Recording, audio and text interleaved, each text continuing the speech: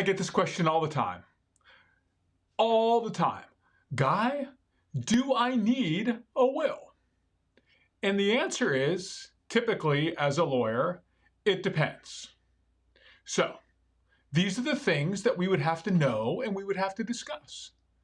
If you own all your property jointly and you have beneficiary designations on any accounts or retirement or life insurance, then you probably don't need a will because you don't have any property that would be considered a probatable asset. So it brings up the question, what is a probatable asset? Well, a probatable asset is something that you own and you own it by yourself and then you pass away.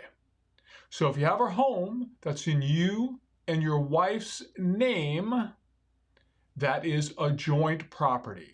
But if the home is in your name only, then that is a probatable asset. Same thing for bank accounts.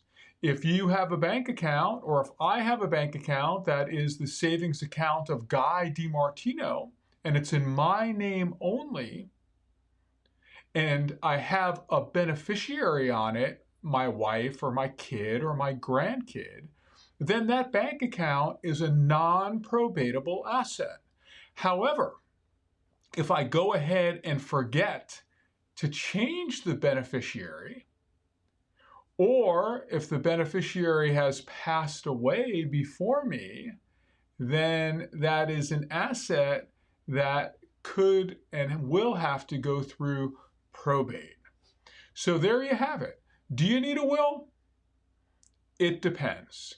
For most people, it's a good idea to have a will in case there is something out there that you just don't remember, or there's a bad beneficiary designation or something along those lines. If you have any questions about a Northwest Indiana probate matter or estate planning matter, you can always reach out to me. I am Guy DiMartino. Have yourself a great day.